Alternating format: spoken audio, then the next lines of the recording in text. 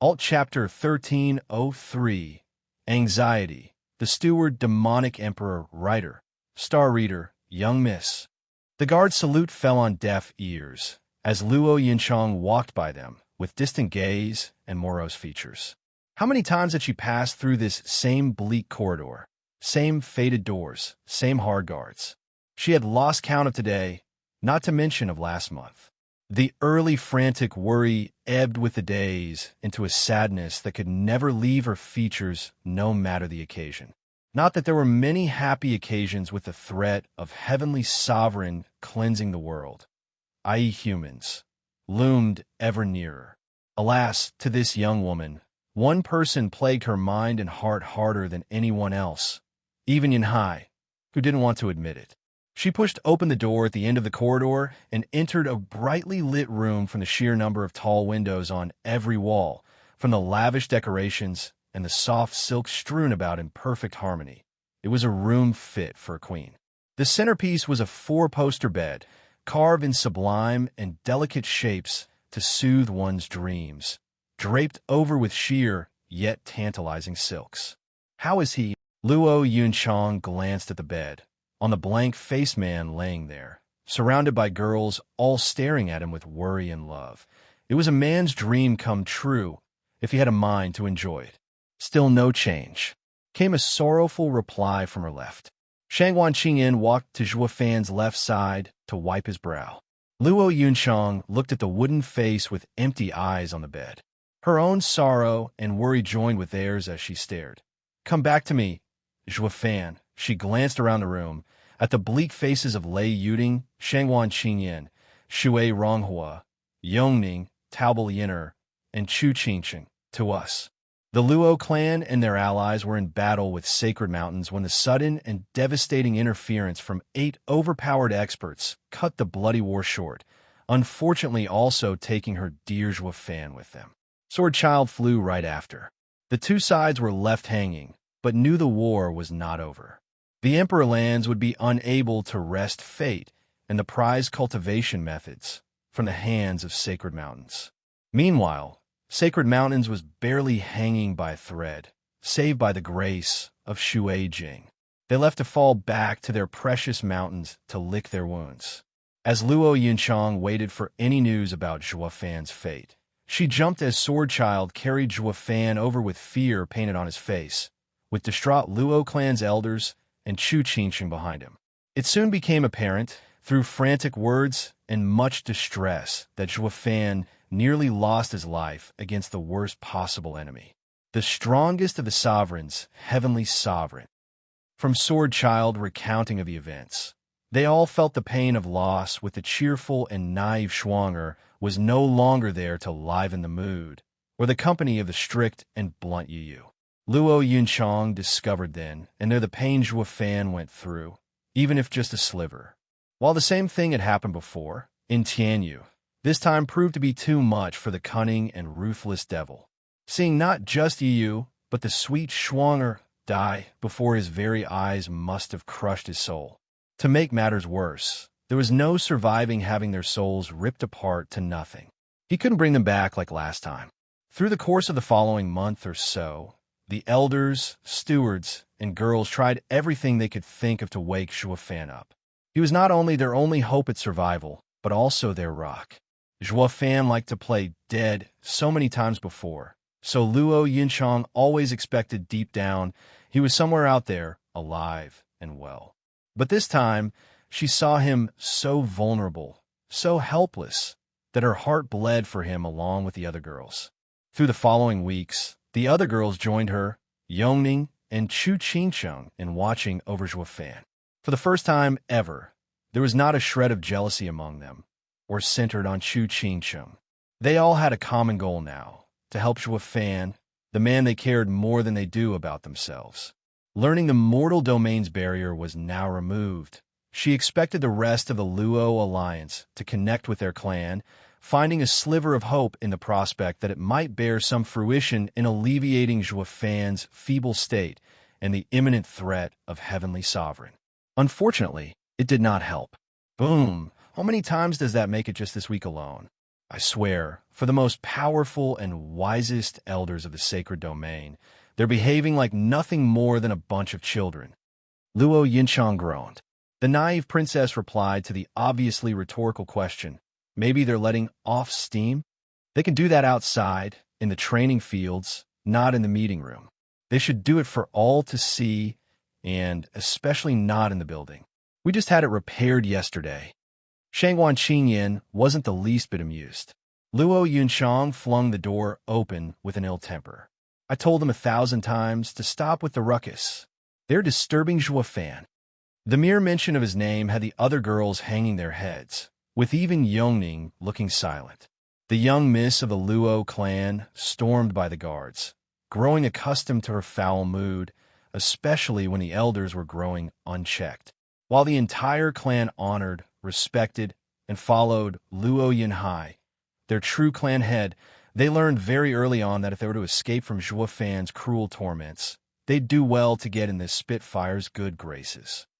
This was why the guards stood extra sharp as she passed, saluting every single time, all the way to the meeting hall.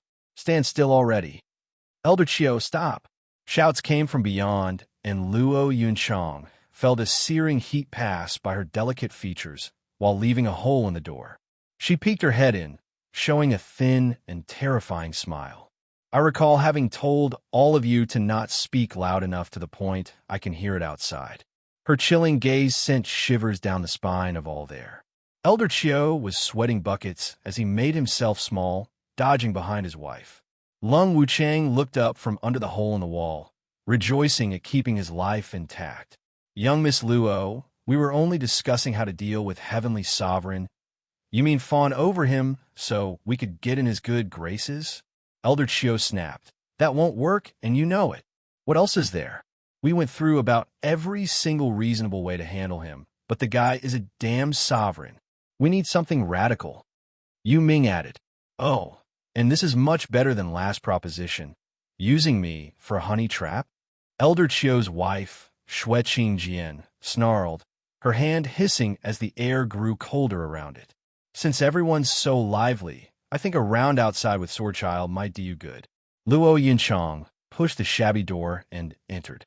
That had the entire room snapped to attention. Young Miss Luo, I don't think that would be necessary. Wu Qinxiu cupped his hands, though he couldn't hide his anxiety and fear. They had seen Swordchild's might back when he fought Gu Santong. He didn't know, or rather, he had no desire to hold back at all. Now, that Zhuo Fan was unconscious. There was nothing holding the guy back. Just recalling the last time sent shivers down his spine. All of them. Even the Sword Kings came together to spar with Swordchild after an infuriated Luo Yunchang blew a gasket, as if the top of the entire building had blown off. The result? Omitted for sanity reasons. Oh, you oldies want to go at it? It's been rather dull honing my edge all alone.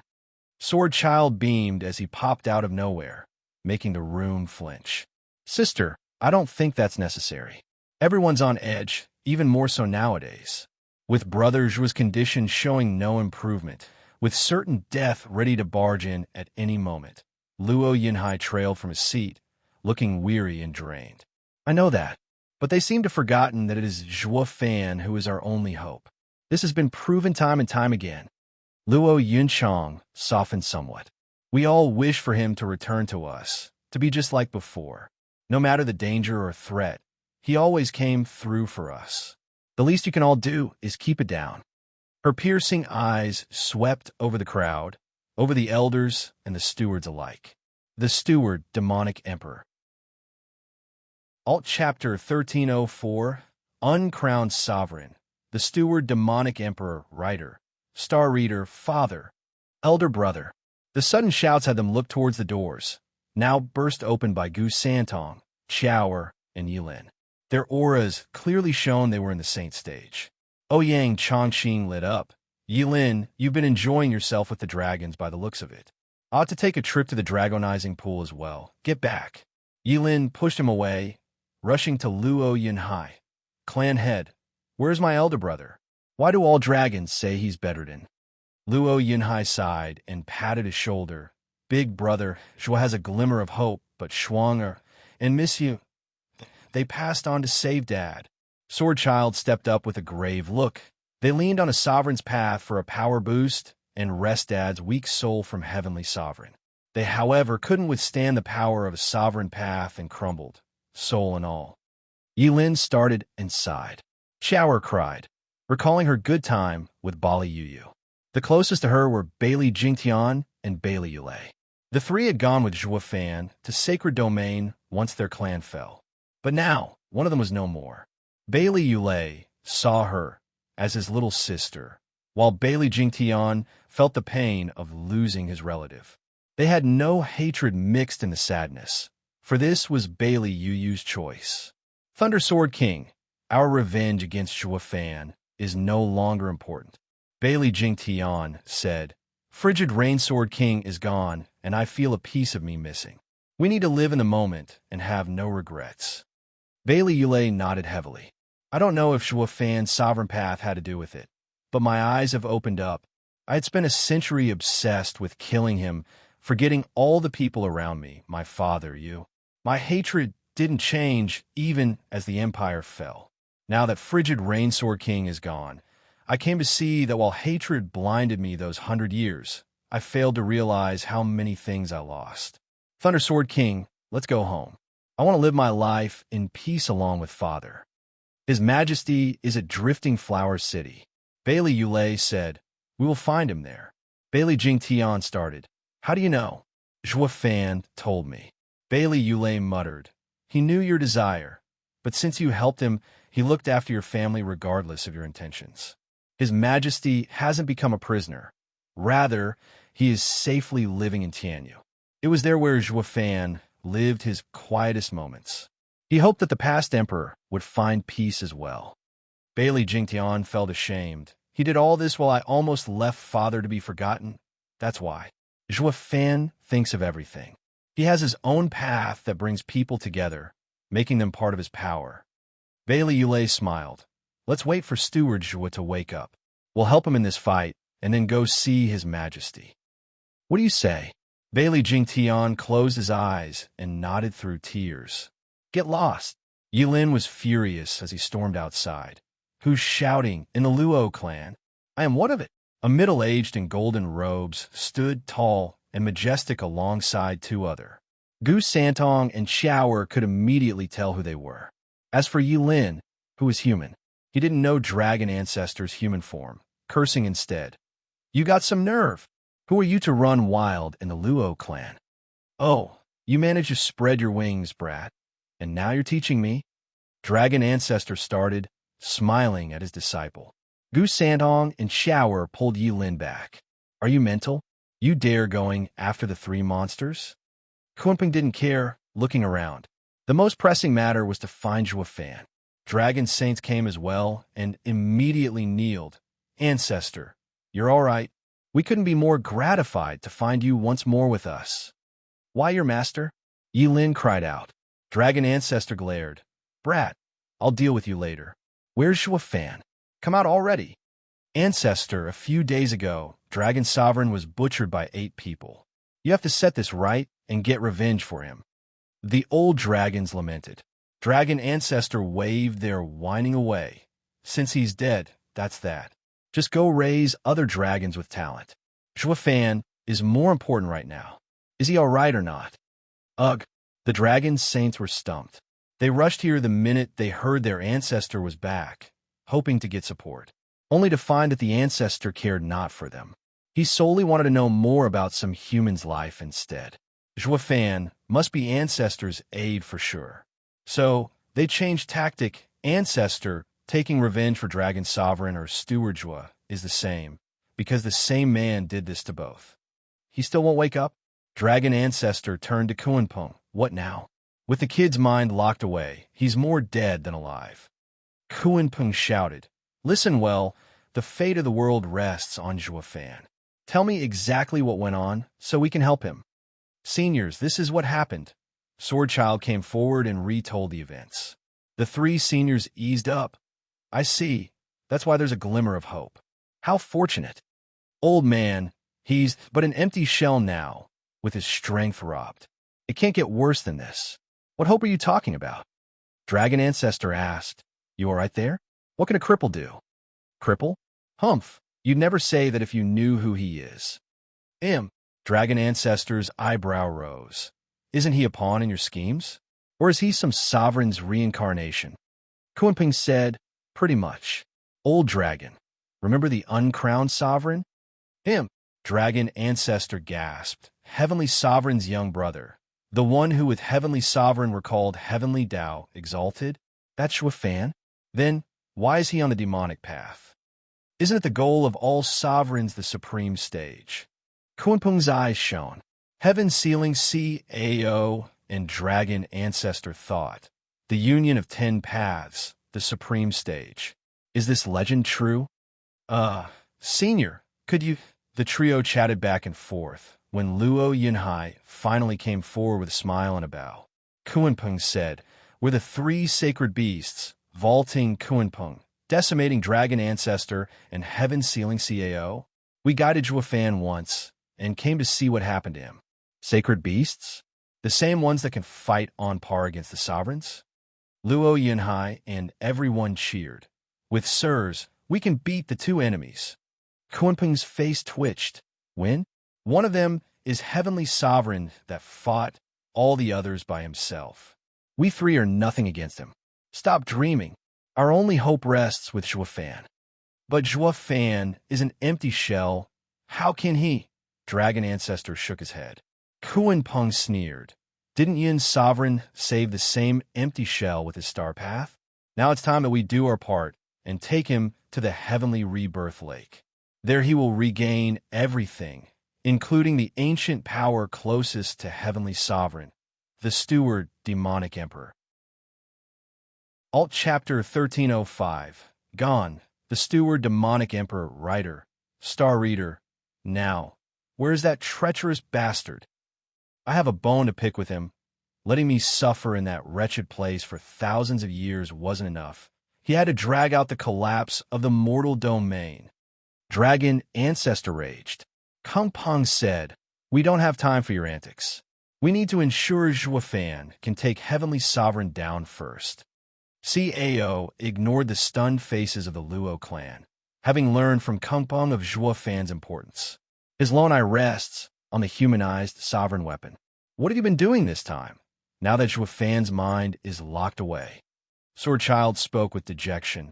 I, and everyone else, have been on edge as days went by, dreading Heavenly Sovereign might come to destroy us at any time.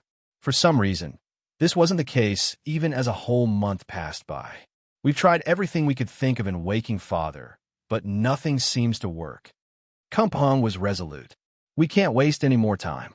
If there's one certain way of getting through Shuafan, that's by taking him to the Heavenly Rebirth Lake. Only there will he regain his memories of this life and the past ones. In the meantime, didn't you say Shuafan was forced to drain the sacred mountains to reach half-sovereign stage? Why haven't you raided them by now, since they're all practically empty? Your time would have been better spent training in a saint cultivation art. Why didn't we think of that? Elderly cried in horror. Don't bother. I've got them all with me in the first week since we got back. Swordchild droned. Why didn't you say anything? The other elders shouted, disgruntled. I was waiting for Father to wake up and let him handle it. But since the 3 sacred beasts are now out, they should be able to assess the cultivation method's efficiency in regards to each individual. Swordchild threw a ring to Kunpeng. He focused on it. The majority are genuine saint cultivation methods, with some altered to give control over the people who train them. Let's go to Shuafan. I'll share with you all the best cultivation art according to your auras and paths. Swordchild, lead the way. Swordchild brushed past the accusatory glances, knowing they could do nothing to him. Some part of him even enjoyed it, being in the limelight. On their way, Kunpeng gave the elders a cultivation method suited for them, effectively cooling their anxiety and saving the Luo clan funds from the needless damages at every meeting. Kunpeng pushed open the door to Shuafan's room, where the girls were watching over him. Luo Yunchang spoke up. Isn't there another way? Just like how Shuafan woke Sister Qingsheng in the Northern Lands, I'm sure she could do it again. CAO interjected. Unlikely. The girl hasn't regained her memories of the past, even as Zhuo Fan was drained by Heavenly Sovereign. Not to mention his heart is now in pieces not from the news, but from witnessing the death of two people dear to him. He even had a hand in the death of one, from what Swordchild retold. The fact that after all this time with him did not work to wake him proves there is no other way than to take him to the Heavenly Rebirth Lake. Qing Sheng and the girls in question gave him sharp look filled with reproach. The intense gazes unnerved even him, a sacred beast around for millions of years. Kung Pong added, "There's a reason everyone says that life flashes before your eyes when survival is bleak and death breathes down your neck. Before you truly die and can reincarnate, you have to let go of all attachments and longing you hold dear throughout your current life, thus going through each memorable and defining moment. Which is why there's no time to waste. Shifting through one's life will take a while as it is. Well, I don't know what's keeping Heavenly Sovereign from destroying us all now, that he took everything from Zhuo Fan. We best not push our luck. We'll take Zhuo Fan to the Heavenly Rebirth Lake this instant." Kung Peng lifted his hand, and Zhuo Fan floated out of the bed, with the cover trailing behind. "You can't just treat him like baggage. I'll come along to look after him." Shangguan Qingyan jumped to hold Zhuo Fan, breaking the light hold Kung Peng had on his body, and bring him close to her chest. "Me too." Shuo Ronghua stood, her jaw set with determination to go with him. She might have given up on her hopes and love when she saw him together with Chu Qingsheng at the Double Dragon Gathering and then at their wedding. But her technical death and rebirth on the sacred death was death parting them in her book. She just hoped her love would be reciprocated when he wakes up. And if not, she at least wanted to see him happy. Me too. The other girls were not about to stay behind, not when the object of their affections was in such a state. No matter how certain this rebirth lake would help, they would be there for him. This isn't a joyride. The fate of the world depends on it. We have to move fast if we are to have any chance at beating Heavenly Sovereign to the supreme stage. Kung Peng shouted at them. "We can't just leave him in your care either. You're too rough with him as it is." Shangguan Qingyan retorted, "We'll take only one. That's as far as I go. Choose now before we're gone." Kung Peng relented. The girl shared a long look, judging, thinking, yearning, hoping that each one would be the one to go. They knew, however, that this was no time to be jealous for the lucky one. This was all for Zhuo Fan's sake. Chu Qingsheng. The other girls spoke in unison, leaving her stunned and fearful. Watching Zhuo Fan being tortured by Heavenly Sovereign left her downcast and silent throughout the past month. She couldn't make peace with herself for not doing something more to help him, to be there for him despite knowing fully well that she was too weak to defy Heavenly Sovereign.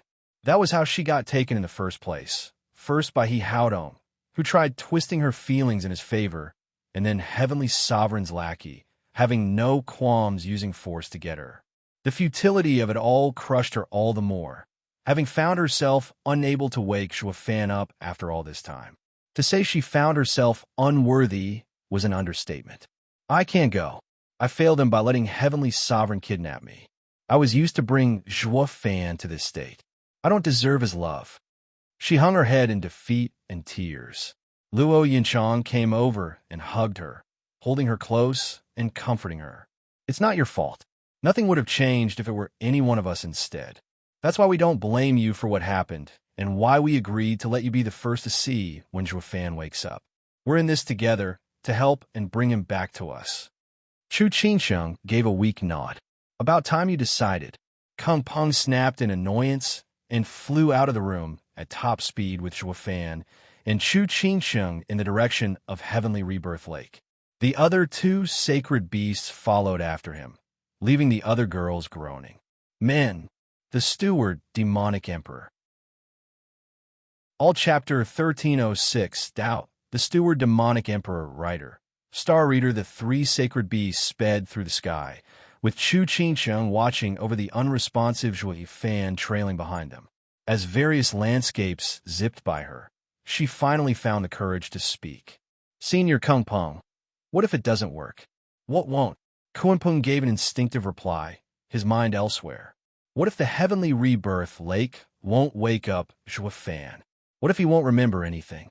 Chu Qingcheng couldn't help but think of the uncertainty of it all. She might hope with all her being for Zhuo Fan to wake up and be with her, but a sliver of doubt still lingered in the back of her mind. Kuan-Pung stared back, the questions finally sinking in, showing on his aged features that he was just as afraid of this possibility becoming reality. The conflict with Heavenly Sovereign had been gone for millennia, and now it finally came to a head. He would do all he could to make sure they would be the one winning this battle. The lives of everyone in Sacred Domain was at stake. Losing would mean dooming the human race. Qingcheng reeled at the raw emotions on his face, wishing she had kept it all to herself. Now she couldn't shake the feeling that something was bound to go wrong in their plan to wake Zhuo Fan, and that they were best thinking of other means, no matter how exhausted the possibilities were. The bleak mood even got a dragon ancestor. Like that's going to happen. That kid better wake up. He has a lot to answer for, especially keeping me locked up after all I've done for him. The cheeky punk had the nerve to drain me strength, just so he could throw my attacks around without qualm. Chu Qingcheng chuckled. That sounds like Zhuo Fan, all right. CAO added.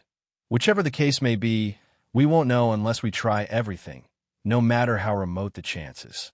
The group fell silent as they sped up even more, realizing how much was at stake and that they were the only ones that could do something about the ever-worsening situation. The biggest problem was Heavenly Sovereign and having no information about his current condition or why he hadn't finished them off by now. At one point in their journey, they noticed the looming, endless blackness at the side. So, this is the power of the Supreme Stage. I can't sense anything from it. It's like the Sacred Domain ends at its borders, with the only difference being that even the sky has been affected. Kuan-Pung surmised, feeling humbled before the sheer might and unknown power of this new force. CAO said with equal worry, it's nothing like the strange black flame Zhuo Fan is using. This feels like it's a step beyond, stable and absolute.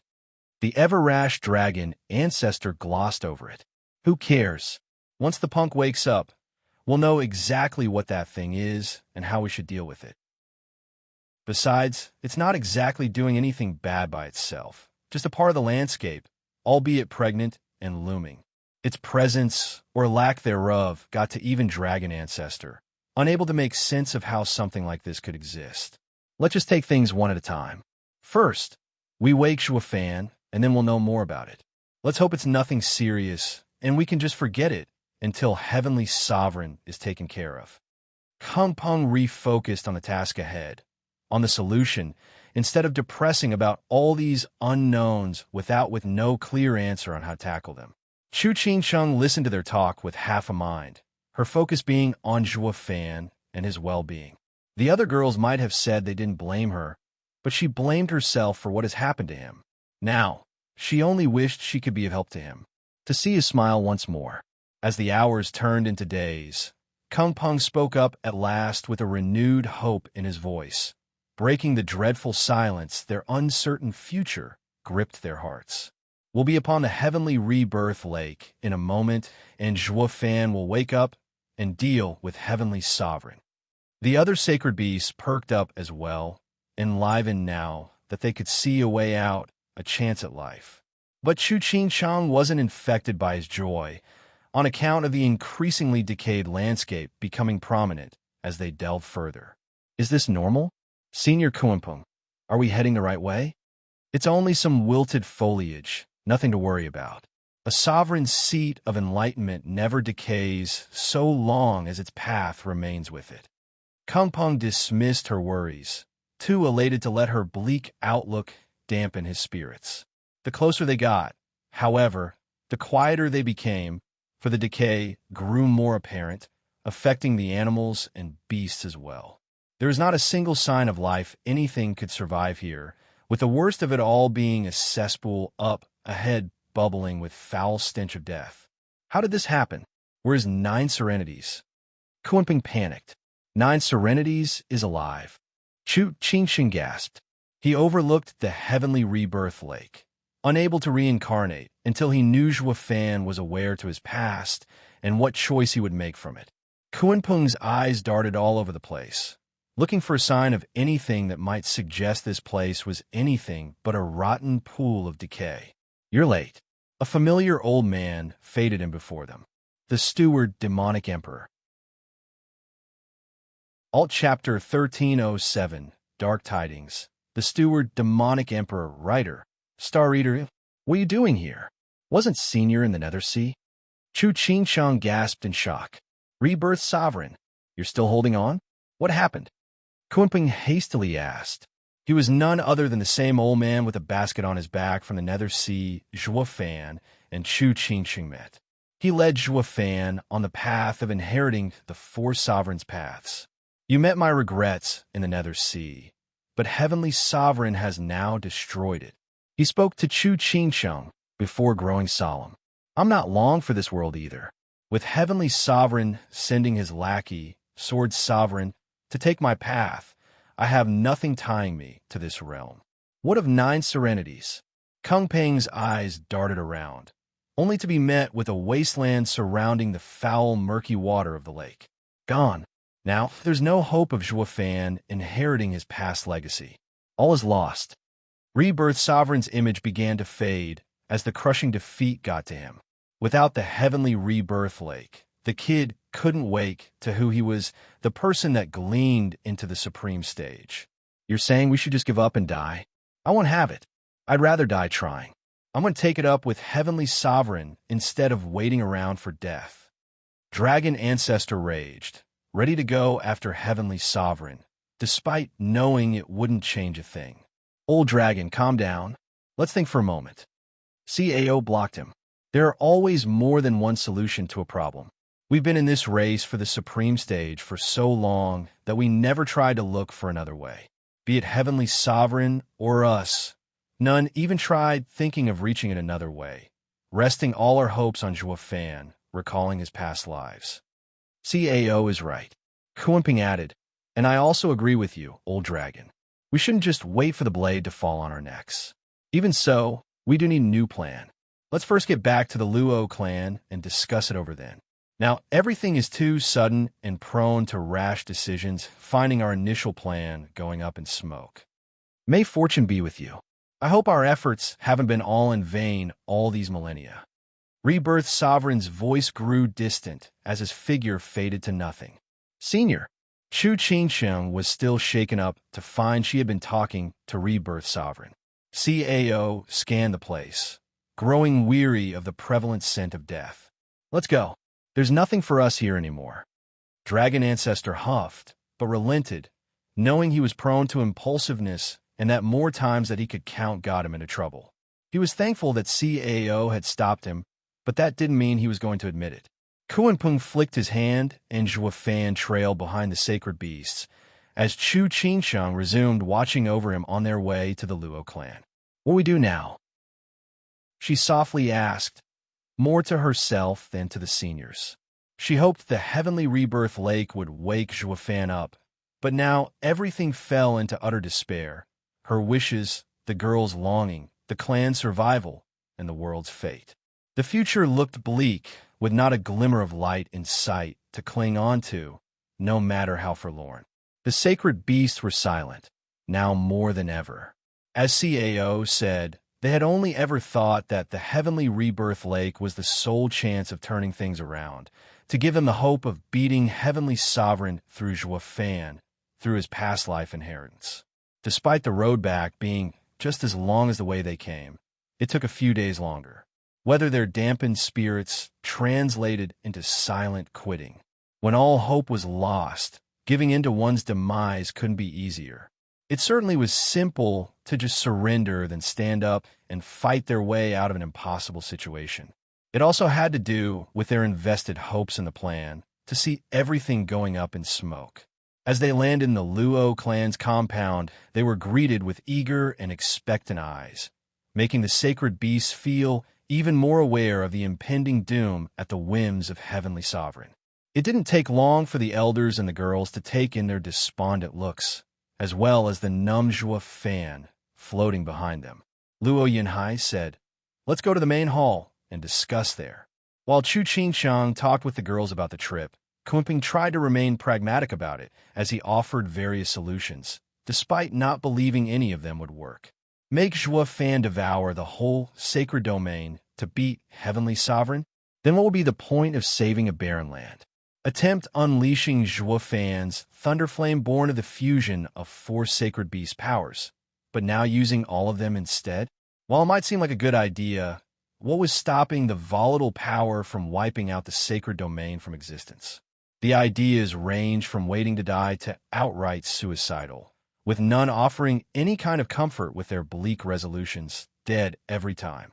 As they took their seats in the main hall, silence was prevalent, with neither knowing how to start to even tackle this problem. The Steward, Demonic Emperor.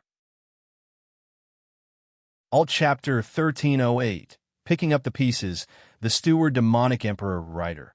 Star Reader, CAO, broke the silence with a weary tone. The heavenly rebirth lake is gone now that the reincarnation path was taken by Sword Sovereign back to Heavenly Sovereign. While it's true that Heavenly Sovereign is gathering the paths, he can't take them all. 6 are now stuck in the blackness Zhuo Fan triggered when he escaped, including the emotion path. He needs to remove the bewitching emotion sovereign placed on him long ago. Kunpeng continued. I assume this to be the reason behind his delay in coming after Zhuo Fan. He is afraid that exposing himself to a tainted heavens will infect his void path. But he also knows that 4 paths aren't enough to reach the supreme stage. He needs all 10 of them. That's why, while he struggles to get the other paths, we will strengthen our position while investigating the blackness as well. I shall look into the sea of blackness. If I may, seniors. Long Jiu spoke up with some apprehension before these mighty beings. As CAO stated, we need to strengthen our position and can use anything that could give us even the most remote chance of defeating Heavenly Sovereign. At least, be of help and not some helpless burden when the fighting starts. That is why I wish to learn more about my purple lightning gold eyes nature and wield it to the 12th heaven, if not closer to it, as I'm sure Miss Shower is capable of once she reaches maturity.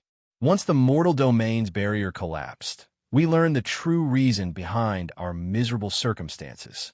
It is all due to a single man's obsession to rid this world of humans in a misguided attempt to cleanse heaven's will. The rush of spiritual energy made me believe I could attain the same heights as him. But that was in the beginning. Having Zhuo Fan for my sworn little brother made me realize that power isn't everything, not without true understanding. The insight we gained when he triggered the sky to turn prismatic had helped, but that was a mere glimpse. To this end, I believe I speak on behalf of all of us, elders and sword kings, that we wish to know more about the powers of the sacred beast that went into making the divine swords of the mortal domain. I have no doubt that even if our own paths differ from seniors or the sword sovereign that made the swords, gaining further insights into your powers will help us get one step closer to completing our paths, for having saint stage cultivation methods isn't enough to bridge the gap to the sovereign stage, or the sacred mountains would have done it ages ago. Danqing Shun agreed wholeheartedly. Exactly. We all need to know where our strength comes from before we can adjust it to our own path and make it our own. We may not be of help in waking Zhuo Fan up, but we can be ready for when he does and fight alongside him. We can't and won't end up like those 8 freaks Heavenly Sovereign tempted into abandoning their path. We will walk our own, no matter how hard it may be. Chower was put on the spot, stammering, the girl nervous, I'm no teaching material. I don't even know how to guide children. CAO said, then I shall take the Qilin, Chower, and the Sword Kings. With the help of Old Dragon, we shall bring the young sacred beasts to maturity. I'm sure the process will also be of help to the Sword Kings and experience our true power in the hopes of helping them complete their path to reach sovereign stage. While you could never become full sovereigns so long as your roots draw from Sword Sovereign until he is defeated, I'm certain they could rise to the level, if not beyond, of Heavenly Sovereign's 8 lackeys. Speaking of Sword Child, the place where Sword Sovereign reached his path will be of help to you. As Zhuo Fan's demonic sword, your opponent will be Heavenly Sovereign's sword. I'll tell you its location. The people grew excited, finally having a plan instead of waiting for death. Luo Yinhai added, we have a way forward now. But what about Father? Xiaoer asked in worry. The mood once again turned dark. We shall look after him. Luo Yinchang stood before all the girls that were there for him. We've watched over him so far, and we're not going to give up anytime soon. No matter how long it will take, we will never stop try to bring him back to us. The girls all nodded with hard gazes, determined to do everything for Zhuo Fan. This common sentiment united the women and made them forego their jealousy as they realized he was everything to them. Every girl here wanted to be the sole object of his affections, but they came to understand that the other girls' love was no lesser than theirs. They were happy so long as Zhuo Fan was safe, and if he would grant them a place by his side, their lives would have found meaning. And how do you propose to wake him? You've all tried by surrounding him with familiar faces, with loved ones, but it still didn't work, Kunping asked. Shui Ronghua spoke up, because this time is far more serious than what happened in Tianyu, and with Chu Qingsheng, I believe it will work if each of us make him relive our first meeting and the time spent together that sparked affection in us, and hopefully him. It is because it is a long process that I have not mentioned so far, being under constant threat, that Heavenly Sovereign might come for us. But now that Heavenly Rebirth Lake is gone and our enemy is unable to come out, it at least bought us time for the strongest of us to bridge the gap with our enemy, while the rest to help wake Zhuo Fan up. I know that is a long shot, but we also believe it will work. Shangwan Qingyan agreed to her idea, as did the other girls. The Steward, Demonic Emperor. All Chapter 1309, Love. The Steward, Demonic Emperor, Writer, Star Reader. I am only agreeing to this because there's no alternative. Strong emotions are too volatile and hard to grasp, even more so to instill into another. Kunpeng gave his opinion on the matter. Cao said, then we have no time to lose. In case you don't know, I am Heaven Sealing Cao. Those who wish to learn more of the power behind the Heaven Sealing Sword are welcome to join me and Sword Child. The rest of you will go with Old Dragon and Kunpeng. If I may, a shy and young voice hesitantly spoke above the chatter as the meeting came to a close, though hardly anyone paid it any attention. And why would they? Anything important had already been mentioned in the meeting. It was its whole purpose, after all, to discuss matters of utmost significance to the clan. For anyone to draw attention now, of all times, meant the topic was either casual or treated negligible enough for the middle or lower management to handle. The voice, however, would not be denied. Excuse me. The sudden snap of his voice finally drew the attention of everyone present as they made their way for the doors and eager to finally have a plan in tackling the biggest threat in existence, a sovereign. Their gazes looked back in reflex, open annoyance from the girls, curiosity by others, and calculative eyes by the three minds and leader. What is so important, yet equally insignificant for you to pick this particular moment to speak up? Luo Yinhai demanded. Well, it's been bugging me for a while now, and as everyone is present and in a better mood in weeks, I would like to ask young Miss Luo and the other misses a question. Kuei Gang flinched from the sudden, undivided attention of the highest ruling power in the scare domain, but he was quick to redress his anxiety. Yes. Luo Yinchang signaled for him to go on. How is it that Master managed to attract so many women of incredible position and character to his side, despite his heart only set on just one? I'm certain that there's no shortage of eminent figures in the Luo alliance, even the Luo clan. So how is it that all of you are willing to stay by his side for centuries now? No matter how incredible one is, any love that might be born at first would tap her off in the endless river of time. Kuei Gang grew more spirited as he spoke, like he was seeking the answer to life's meaning. The many, now powerful, top disciples of the ex-mortal domain's four lands clans now turned sect leaders nodded, along with the new generation of the former houses that set up the ground for the Luo alliance of today. It included Luo Sifan and her two lackeys, Long Jianshan and Xian Yinyang. The elders stuck around despite knowing this matter was between the youths. They were curious to see the depths of Zhuo Fan's charisma, which brought so many different people to his side, not limited to only the opposing sex. The world had its seasonal and age-renowned leaders throughout the ages.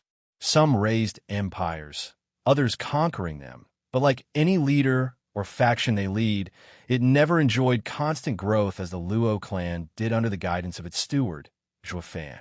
Maybe it was true what they say, avoiding the seat made one most suited for it, since one would be aware of what the seat entails, the good and the bad. Then again, some do it out of ignorance, comfort, or pure disregard for commitment. Integrity, for starters. Luo Yunchang declared with pride and worship in her eyes. Are you sure we're talking about the same person, Miss Luo?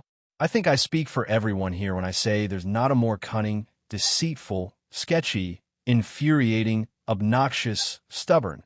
Val Kuei Gang's exhaustive and quite apt description of his master earned a resounding nod from majority present. A disciple was rarely found to discredit their master. They would normally hold him in too much respect. This was the case as well, for Kuei Gang admired Zhuofan. After all, it was a fact his master used all these skills to rise above everyone else. The only ones sour were the girls, of course. Heinous, the poor kid didn't know when to quit. Enough! Luo Yunchang snapped at him, cutting his tirade short. By integrity, I mean a man that stands by his principles and never breaks them. A man that has purpose and direction, no matter how many stands in his way. Who among you can say the same? Her sharp gaze turned upon the younger generation, critical and disapproving. You'd still be killing each other over scraps of resources in a mortal domain if it weren't for him. Stabbing each other in the back. Lei Yuding added, most of you bent the knee to catch the tailwind of his success in hope of achieving yours, while those still standing tall are here to glimpse upon the new world he could bring about. Shangwan Qingyan said, I'm sure that if it weren't for Zhuofan and his integrity, the word cut deep into some of the youths, making them stumble. Determination, more faltered under the verbal assault. And sheer will, now, none could meet Luo Yunchang's eyes. We would be settling for second best, if you, or even us, would have been around to meet. The last remark cut them to the quick, making their heart bleed, as if it was cut to pieces, or maybe just their egos. In one fell swoop, she had managed to crush the self-respect of every young genius present, perhaps even traumatize them. Now that we've established why there's no one out there quite like Zhuofan, can we all return to getting him up and saving the world, and you along with it? Tub Lianer spoke with the conviction of a commander's daughter, making her old man proud. All's fair in love and war. The elders and leadership walked out happy. After all, they had their chance at romance before Zhuofan came along, with some even finding their significant other because of Zhuofan. As for the prominent youths of today, they shuffled out of the room with empty eyes and slumped shoulders. The steward, demonic emperor. Alt Chapter 1310. Back home, the steward, demonic emperor writer. Star Reader Taubal Yinner tucked Zhuofan back in bed as the rest of the girls watched with worry and heartache. Princess Yongning, the most naive and blunt of them all, blurted, How are we going to do this? Should we draw straws on who goes first in reliving our first meeting? I can't wait to start. I'm sure applies to all my fellow sisters. The question is, how to make it both fair and acceptable to all of us. Shangwan Qingyan offered, let's go with cultivation. That always settles it. Of course you'd say that, being the strongest here. I bet you wouldn't have the nerve to say it if Yu was here. Lei Yuding shot down the obviously biased proposal. Well, do you have a better idea, Miss Shadow? Qingyan teased. Lei Yuding huffed, don't call me that. I'm only doing my job among Shadow Corps to gather intel, since I'm most suited for it. As for how to go about this, yeah, I do have a great alternative, far fairer than yours will ever be. We'll go by time spent together. That doesn't mean mutual love, and you know it. Bearing Chu Qingsheng, everyone here was given the same constant and infuriating cold shoulder in regard to our feelings, Taubal Yinner said with exasperation and a little anger. The girls might have found common ground of kinship in Zhuofan's plight, but that didn't mean all their conflicts were resolved. All this helped was for them to start talking to each other and get to know one another better, in the hopes that their sisterhood would include all the girls of Zhuofan would ever be taken in by one among them. Though in some cases it proved to be a trigger to their insecurity and worries. Would the object of their affection ever return their feelings? They had all tried, in their own way, to get closer to Juefan. Unfortunately, it has always been a complete refusal from his part. That hurt more than anyone here would admit it. It was an open wound that could not heal, and being around other girls aiming for the same man was bound to send spark flying at some point or another. They all knew they would get hurt coming here, that it would be the hardest thing they could do, but they still loved him far too much to not be by his side. They naturally would be willing to do all they can to bring him back, even if it meant him being in the arms of another. None could forgive themselves if they didn't do at least this much for him. We should go in the order of our first meeting with him. Chu Qingqing's soft voice was followed by silence. They were all giving it some serious thought. It had nothing to do with cultivation, a person's talent in Tao, nor did it involve time together, be it out of necessity or want. It was a completely objective and fair proposal. Some grumbled being last or after Chu Qingqing, since her time with Juefan was long from the start. However, since this was the best option, they went with it. Despite the low chances, each was eager and hopeful their retelling of their first meeting would be the trigger to bring Juefan back to the living, that it was their immense love that woke him up. It turned into an unspoken challenge among them. They would give their best and more to be the winner. They knew they needed to avoid anything that might come at the expense of Juefan or these fellow sisters. They knew they were in this together for the long term. Currently, without much confidence in themselves, all they hoped for was to be able to stay around and get Juefan to accept them no matter who he loved, regardless of the winner. The girls focused on Luo Yunchang, since she was the very first to have met Juefan. Technically, it was also she who had spent the most time with him since he had been born a servant in the Luo clan. Luo Yunchang regarded her fellow sisters, her voice thick with emotion. Let's go to Tianyu, where most of us met him. I believe the location will also help him bring him back. The other nodded and started packing. It didn't take long, both out of eagerness and the convenience of spatial rings. Through subsequent teleportation arrays, they were back in Tianyu in just a short couple of days, needing the rest of the week to get to Blackwind Mountain.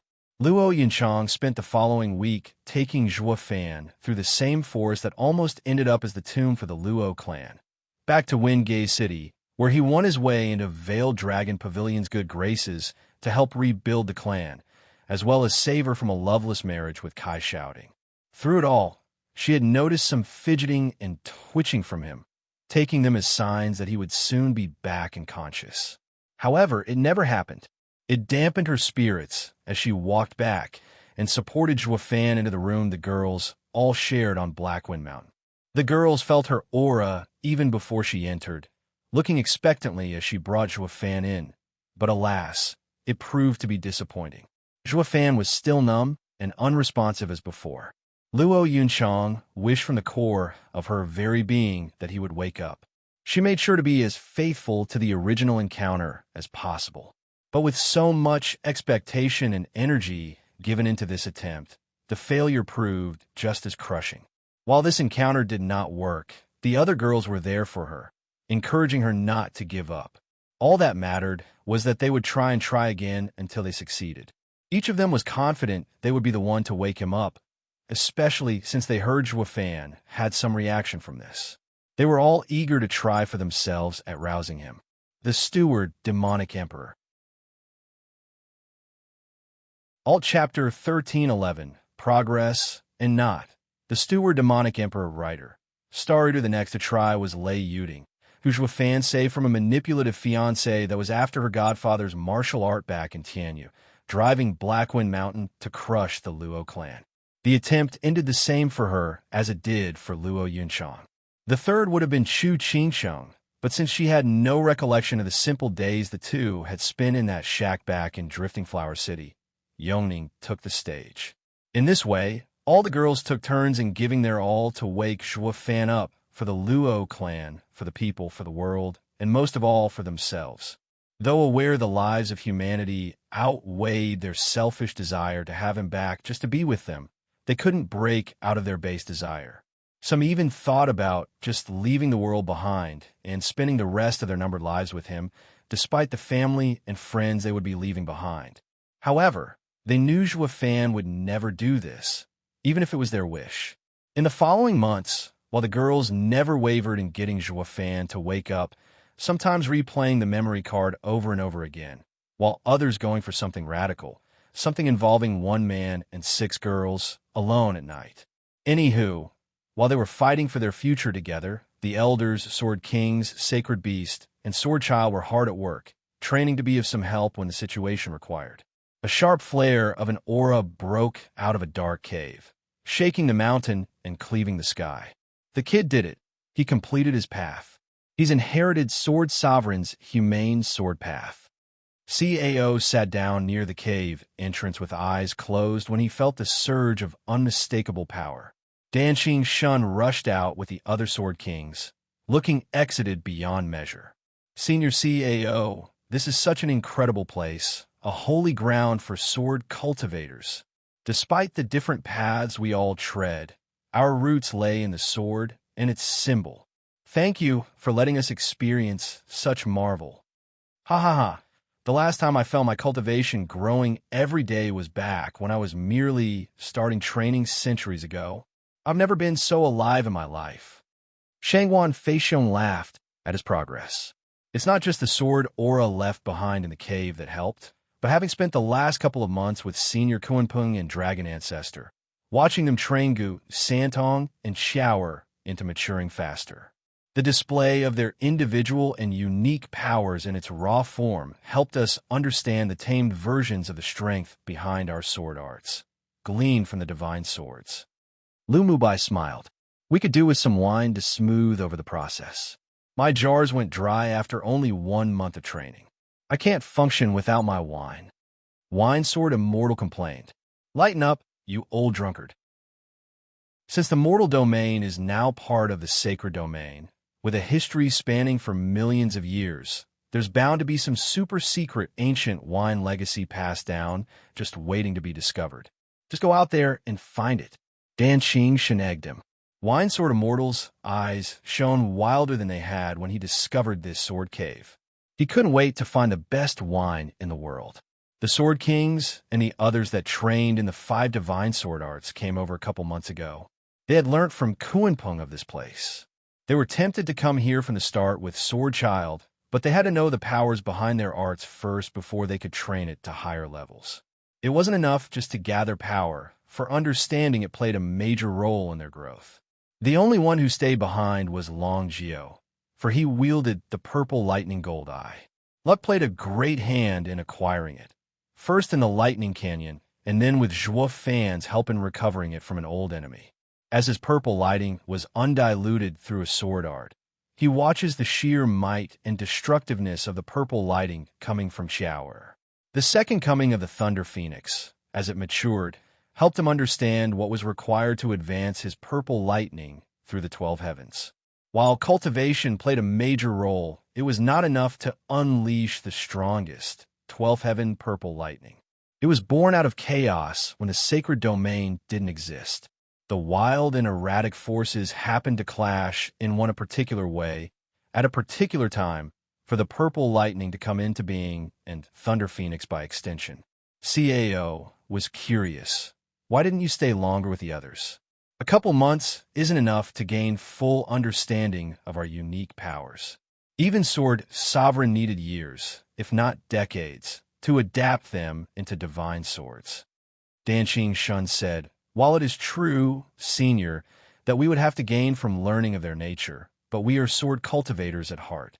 And since time is of the essence, knowing that further understanding would take far longer, we judged it far faster for us to grow if we came here and see different aspect of the way of the sword unknown to us. Coupled with the saint arts we got from Sacred Mountains, we've all reached saint stage and pushing without stop to reach even greater heights. It wouldn't take long before we can become half-sovereigns and fight those 8 freaks. It will take time still for that to happen. Let's hope we have it. Cao asked, what about Father? Has there been any news? Is he awake? Sword Child came out of the cave, his aura sharp and oppressive. The base of his power lay in the 5 divine swords and their powers fused together, but now, having a deeper understanding of the sword path, he could wield the apocalyptic sword to its full potential. He was confident that not even a sacred beast could be his match. The men fell silent at his question, a more than clear answer as to Joafan's state. There are no changes, and the odds look bleak. Then we'll just have to train harder until he wakes up. Swordchild found his resolve after a moment, turning to the other Sword Kings. Time for a spar? There's no better way to learn than practicing live. None looked even remotely happy about this, but they knew this would be of great help in integrating what they've discovered in the cave, so they resigned to their miserable fate. I promise I'll go easy this time. Swordchild's grin was anything but reassuring. The Steward Demonic Emperor. Alt Chapter 1312, Local Attraction. The Steward Demonic Emperor Writer. Star Reader. A year back, the sacred domain found itself with a giant black hole in its lands. It came out of the blue, erased a fifth of the domain, and it was here to stay. As with anything new, humans always exercise caution, if not downright paranoia. They avoided paying the ultimate sacrifice when testing the limits of this seemingly benign invasion of nothing. In the first month, the sacred domain got used to its new freeloader. Known figures from all factions got close to measure the impact it might have, good or bad. Conclusive tests have shown, through the noble self-sacrifice of the most heinous criminals, along with the reckless idiots fancying themselves heroes, any contact would lead to the blackness expanding. The two bodies would merge, all turning into black like tar, conforming to the interloper's shape. Throughout the following months, the interest in the foreign invader waned, reduced to a tourist attraction by day and a dumping ground for the unsavory or power-hungry types. For if one glossed over the heavy loss of millions of acres of mines, forests, farmland, or perhaps potential spirit veins, naturally, they would come to the obvious conclusion on the only practicality this endless black abyss seemed to offer, wiping away any tracks. It was the cheapest and surest way to remove any and all evidence, tracking or otherwise, from oneself. In today's age, everyone has gotten their hands dirty. It was more about who had a knack to wipe away the grime that set them apart. Those that would be hailed by the ignorant as leaders having the masses' best interest at heart. The Sacred Mountains were the best example. Their presence felt like the ever-watchful protector over its domain, ensuring no war would reduce it to rubble. However, they were the ones who ensured the cultivation gulf could never be bridged across. The 8 emperors, with their endless greed and paranoia of control, born out of fear that they would one day be replaced when the populace would birth a sovereign without their knowledge, naturally prevented others from rising. This public sentiment turned on its head the past years. One could trace the beginning to this change at Gambling Town, when the Nethersea map was auctioned. Ever since, disasters kept happening one after another, beginning with the Emperor's War and ending in an anticlimactic war the rest of the sacred domain had against sacred mountains led by the Luo clan. Throughout all these happenings, mishaps, and incidents, the Luo clan had always come on top with impeccable response. Thanks to their most capable head, Steward Joafan, they saved the people in the Emperor's War by welcoming in demonic Emperor's lands. They outstripped the 3 paupers sacred domain had sent to deal with the increasing disappearance throughout the Emperor lands, and even solved this high-profile disaster. Though the disaster was discovered to be nothing but the greedy act of demented emperors gone astray in their cultivation and reduced to nothing more than raving ghouls hungry for flesh. It went without question that the Luo clan had been the highest acclaimed ruler the sacred domain had ever seen since the time of the sovereigns, but they were more feared than respected or honored. Though having an honorable and righteous clan head didn't hurt to boost their popularity. As for what the acclaimed and self-proclaimed ruler of the sacred domain did at the news of this unknown entity covering a fifth of the lands, it investigated, of course. Finding quickly how benign it was, it declared some tactful propaganda that abetted people's fear regarding safety and casualties due to it. It was fortunate as well that the lands overtaken weren't that populated, except for some isolated village or the other settlement that no one knew or cared. People tended to sleep better knowing that they and their family were safe. They could pity or snicker at the poor unfortunates later when they felt like it, and had the time to chat with like-minded folk. Out of public eye, however, the Luo clan knew the real cause behind the blackness from Sword Child, which was why while they focused on getting their top experts even stronger, while their ladies tried waking their best chance at survival. They also ran a public campaign to further their already highly acclaimed influence in case they would need to rally all of the sacred domain against Heavenly Sovereign. They did that by rewarding those of exemplary conduct and loyalty with cultivation methods and generous resources all the way to saint level, starting with their closest allies, of course. The people were ecstatic, mad with joy, and in a frenzy. It led to a sudden influx of do-gooders, at least on the surface, and a sharp spike in convicts. Since there were only so many cells to go around, they were dumped at the nearest disposal site, the blackness, especially the high-profile ones and the rogue ones. Such was the case today, with a town official appointed directly by the Luo clan standing before a crowd and conducting the 16th summary execution of the day. They had naturally guards on all sides to make sure nothing happened. People, we have before us the heinous Black Hand, accused and tried of murder of his own parents' friends. He had stolen from the town's storehouse. He is hereby sentenced to liquidation. The town officials droned, bored from doing it for so long as this had lost the flair it had at the beginning. Liquidation was the term that got around once the people witnessed how the blackness took someone over, looking as if it was sucking the victim dry and replacing it with nothing. Begin. With the official's last order, the guards dragged a frantic and ragged man, his cultivation sealed, ever closer to the edge of darkness. Stopping at 3 meters from it, they hoisted a screaming Black Hand by the clothes and threw him in. The scarce audience was glad to find a cease to the screaming. It had gotten on their nerves since the early hours of the day when the first case of today started. "What's that?" one bystander cried out, breaking the short silence and drawing annoyed glares from the others and the town official. Their panicked and horrified expression painted a different story. The steward, demonic emperor. Alt Chapter 1313, Panic and Hope. The steward, demonic emperor, writer, star reader. Is it me, or is the darkness getting closer? I'm too young to be liquidated. An old woman let out a shrill cry as she made a run for it.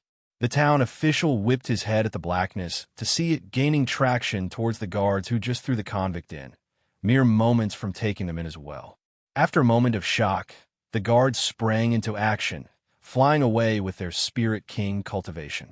They ignored the town official trailing behind, who was staged below as he focused on bureaucracy to get his status.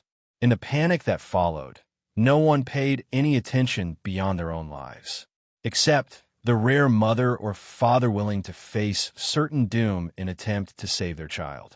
After flying for a good hour, the initial panic cooled to a simmering terror as they looked back to find the blackness still not letting up. It was even gaining on them. All they could do was give their all in trying to get away, not knowing for how long or where they would find safety. Other people joined the exodus as each made a run for their lives, while many caught unaware were left as easy prey before the unstoppable blackness.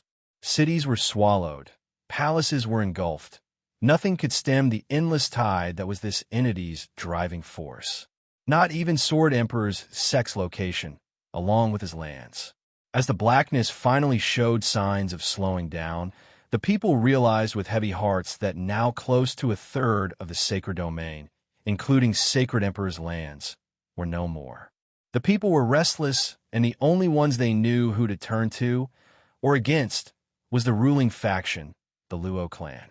Many homeless and destitute cultivators assaulted the nearest Luo clan office, swarming it with wails, shouts, roars of pleas, indignations, and demands. All the minor officials could do was hide behind the much stronger guards while sending their fastest to the Luo clan to request for help. The same happened in many other locations throughout the sacred domain, for even the people safe from the blackness grew concerned it one day would expand to the point it would take the entire sacred domain with them. In the midst of this global hysteria, the sky flared prismatic, shining as rainbow shades all over the land and its rivers, working in calming down the restless masses.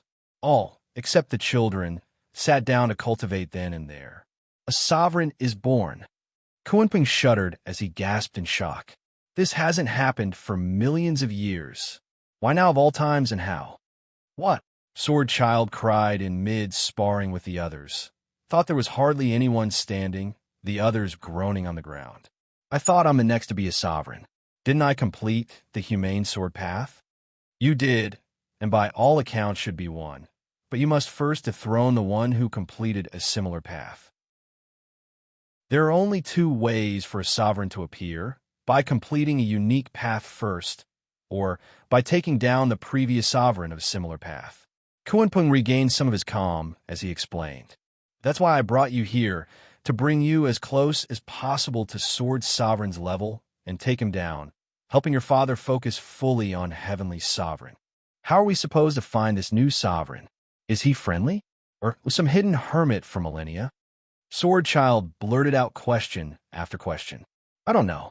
Let's wrap things up here first, then return to Luo clan and discuss with the others.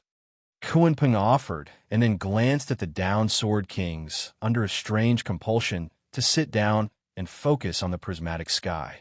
After the phenomenon ends and our friends finish their training, you should focus as well.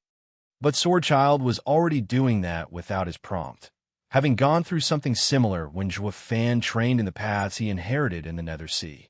In a familiar bamboo pavilion with an iconic waterfall next to it, a youth of around 20 sat in complete focus. The odd frown that plagued him made the wonderful scenery freeze and jitter for the briefest moment, revealing hints of a barren wasteland and a missing left hand. I'm still having trouble centering myself. Curse that emotion sovereign and that reckless little brother of mine. The youth opened his eyes as the jittering calmed down and the waterfall resumed. Sword Sovereign bowed from behind. Should I just remove it? No. Since the numerous attempts in getting the paths from that strange sea of blackness proved futile, my only hope of reaching Supreme Stage and cleansing the heavens will lays with Zhuo Fan still. Has his mind returned yet? Heavenly Sovereign turned to his sword. The man shook his head. Ever since the sacred beast left with the Luo clan's elders, Zhuo Fan had stayed behind, surrounded by women, taking him through many places. They would repeat the process every couple of weeks, but I see no changes. Impossible as it might seem, the sky turned prismatic, with Sword Sovereign crying out, "A sovereign is born? But how? Ah, he did it. And by the feel of it, it's the path I need most. I just knew he would pull through. If there's one thing he can do, is not fail all our expectations." Heavenly Sovereign grew ecstatic at the prospects of his plan finally being back on track. You mean, Sword Sovereign grew wide-eyed, voice trailing. Yes. Now go pay the Luo clan a visit, before the sacred beasts make it back in time. I'm sure he will be most open to my idea, knowing that he triggered the end of sacred domain as we know it, with even us included in it. Heavenly Sovereign ordered. The Steward Demonic Emperor. Alt Chapter 1314, Recovery. The Steward Demonic Emperor Writer. Star Reader Yongning rubbed the sleep from her eyes and looked around the room, finally recalling she had slept while watching over Zhuo Fan. Looking over to the bed, she gasped finding him missing. "Zhuo Fan!" she cried, her head darting everywhere. "Shoo!" came a voice from the balcony overlooking the lands beyond Blackwind Mountain. "Let them sleep. I know you girls have been doing all you can to help me while ignoring your own health." Yongning lit up on the spot, the sleeping days forgotten as she rushed over to hug him. "Zhuo Fan, you're finally awake. We've all been worried sick." As she looked away from him for a moment, she noticed the sky wasn't what it used to be. Why is the sky rainbowy again? Did something bad happen? Last time everyone started cultivating, she trained her curious and doe eyes on him, clinging harder and unwilling to let go, out of fear this might be a dream. Zhuo Fan chuckled. "It's nothing you should worry about. Just take it as a good sign for what's to come." Zhuo Fan. A tearful voice broke the mood. looking over to find Luo Yunchang in tears as she approached, shaking all over from the overwhelming joy and relief. Yunchang, I'm back and I'm here to stay. Zhua Fan smiled reassuringly. You never call me that. Does that mean? His words opened the young Miss floodgates, having her wishes come true after so many years of longing and pain at seeing him go every time. Her attempts brushed aside more times than she could count. She jumped into his arms, crying harder than before.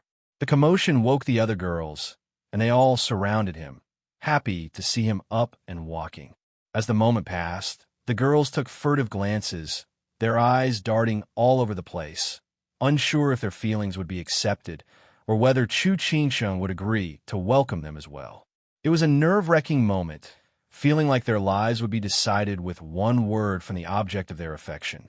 Zhua Fan stared into the distance, at the rising dawn among the prismatic, glowing clouds, his mind and heart clearer than ever. I always knew you all cared much about me, but I never realized your feelings run so deep. I thought being with Chu Qingsheng was all I needed, but then I experienced pain like no other, pain so strong it went beyond that of the body, and I've had my share of torture, believe me. He chuckled. Watching Yu and Shuanger sacrifice themselves to save someone like me made me aware how much I cared about you all as well. I just never stopped to think about it before, but seeing you looking after me day in, day out, trying everything you could think of to bring me back, even reliving our meeting, Shui Ronghua gasped. You knew about that? But wasn't your mind closed off? We thought you'd suffered the same way Sister Qingsheng had, but worse. We have tried anything we could think of, with even the sacred beast taking you to the heavenly rebirth lake, although it was in ruins. Zhua Fan touched her cheek, making her blush at the tenderness. For a time, but as you all gave so much in looking after me, it slowly helped me connect to my senses, to see and hear everything around me, despite being unable to respond. Some of your reenactments of our first meetings were funny, seeing you try so hard. I was all so touching. Shangguan Qingyan grew hard at his words. If our feelings got to you, why couldn't you wake up?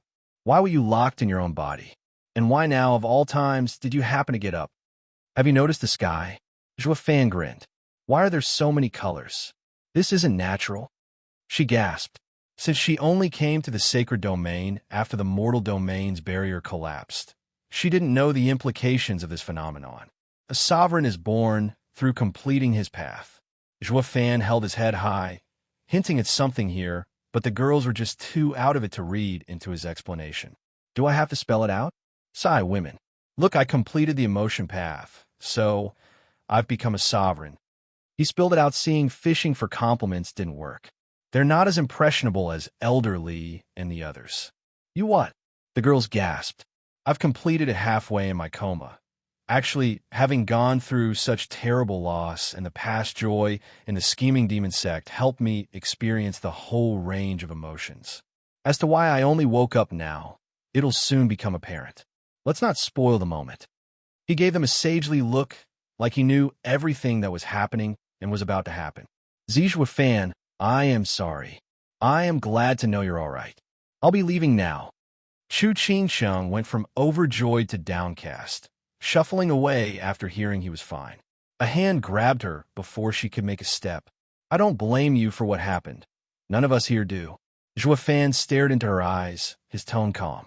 But if I didn't get captured, if you hadn't come to save me, Sister Yu and Shuang, I might still be alive.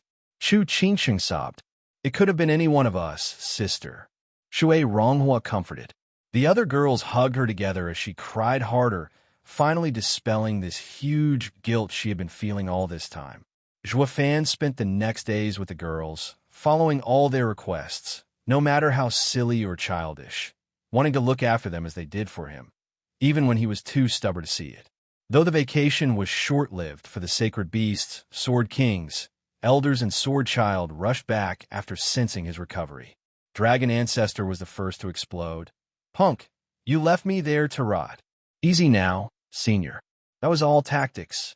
I had to scout the sacred domain first, so I could better plan your arrival and drive a decisive blow against Heavenly Sovereign. Look at the result. Didn't it all work out in the end? Fan grinned. Humph! The old dragon was still miffed. Peng shouted, "Thank the heavens you're back, Fan. But now we have even worse problems. Not only we have no idea what Heavenly Sovereign is after since 6 paths are locked behind the Sea of Blackness, we now find out that it's expanding and taking over while we have a new sovereign among us." 5. Fan's reply came with a smirk. What? Peng was taken aback, needing to blink a few more times to calm down and get over his anxiety. I see. And he laughed. The others also noticed the changed air around Fan and put 2 and 2 together. They cheered, thinking everything will be settled with his sovereign on their side, despite him looking to now have a cultivation in the foundation establishment stage. They had been around Fan for so long that they knew what it meant. But then CAO spoke gravely. What about the supreme stage? You can't reach it without your past lives' memories. The Steward Demonic Emperor. Alt Chapter 1315, Way Forward, the Steward Demonic Emperor Writer, Star Reader. Having woken up, I remember bits and pieces. Now it all makes sense why Heavenly Sovereign kept calling me little brother. I thought it was a weird kink of his, rubbing me the wrong way. Thank the heavens it's not. Fan joked. Peng cheered. It's true what they say, every disaster is a blessing in disguise. Guess the heavy loss must have taken you so deep that it accessed your past lives' memories. Fan smiled, not bothering explaining. Dad, what did you mean by 5 paths? Weren't there 6 left in the Sea of Blackness? Gu Santong asked. Oh, little Sanzi, you're all grown up now, I see, and showered. The 2 no longer looked like teens, but fully grown adults, brimming with power. Gu Santong had rugged looks, befitting his wild temper, while Qiao were more outstanding and charming, catching everyone's eyes, a beauty to die for. As you're all aware, the Sea of Blackness, or the Destruction Path, is a result of the combined 10 paths, the road to the Supreme Stage. Since I've gambled such an attempt while Heavenly Sovereign was after my life, the paths I got to do a preliminary fusion were then prepped to join together. Not to mention, Heavenly Sovereign tried blocking the backlash from my hasty attempt, further pushing them together, which unleashed this Sea of Blackness. Now, after all this time, the emotion path was the first to succumb and fuse with it, triggering its expansion. It is why I became a sovereign, with the death of one path and the birth of another, no matter how similar. Fan finished. You're saying the other paths will dissolve as well, and it is taking down Sacred Domain with it? How much time do we have? Peng asked. I can't say for sure, but not long. Maybe a couple of years at most, but since the paths fused already, it will only speed up the process if others to join as well. Fan stated, like it was a topic over brunch. Why are you so calm about this? The old dragon snapped. You have a plan, don't you, kid? CAO stared hard. Fan grinned. In a manner of speaking. Don't keep us waiting, spit it out. Dragon Ancestors fuse was running shorter than ever. All in good time. But first, we'll have to get Sword Child ready. We'll be having an uninvited guest soon. Fan smirked. Sword Child looked puzzled, as did the others. You'll be fighting against the 5 sacred beasts by yourself. Fan declared. All right, father. Sword Child looked shaken up, not quite sure if he was up to go against all of them, but if Fan believed in him, then he would try. I'm all for training, but this ludicrous. Gu Santong grumbled. Just trust me on this. Fan held his shoulder.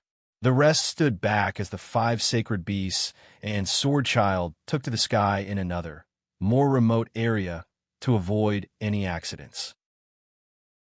Sword Child took deep breaths while the sacred beasts surrounded him. Time's up. The first to strike was Dragon Ancestor, unleashing a full-powered fireball, not much different from the one Fan used to wipe out a top sect in Western lands.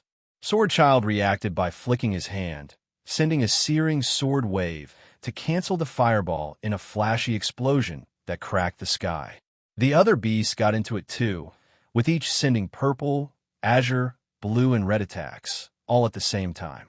Sword Child panicked under the assault, choosing to take on the red and purple on his 9 invincible body while countering the azure and blue attacks, since they came from Cao and Kuanpong, owners of powers that harmed the soul first and foremost. The first time he was lucky to escape unharmed, but he couldn't stop shaking from Gu Santong's brutal assault. As the fighting went on, he got pushed back time and time again. Enough! Sword Child lashed out and used the apocalyptic sword without restraint, no longer caring if the beast could take it or not. The sudden black attacks of Thunderflame took the sacred beasts by surprise, with neither able to take one on by themselves. They had no choice but to work together. Whoa, that was too close. Gu Santong wiped his brow, recalling the same thing happening when he fought Sword Child the first time. Only this time, it was far more powerful. With the table turned, Sword Child went wild now, lashing out with stronger and stronger slashed in every direction, varying his attacks by manipulating the Thunder Flame to take on all kinds of shapes. It changed from blades to whips to fireballs, driving the beast tighter together. Even Cao was having a hard time coping, and his power could seal everything, in theory. That should be enough. How do you feel? Zhua Fan appeared out of nowhere, before Sword Child's last sword wave to flick it off to the side, letting it disintegrate some nameless mountain and casting a dark shadow on his face. It took a moment for Sword Child to snap back out of fury, blinking at a loss how his attack just got mitigated like nothing. Fine. Great. Let's take a rest before our guest arrives. Then you can go all out to your heart's content, which I'm sure it would be even better than dealing with these 5. Zhua Fan glanced at the exhausted sacred beasts. I knew Sword Child power has improved, but I didn't think it could take on all 5 beasts so easily. The fused powers of the sacred beasts isn't a joke once controlled.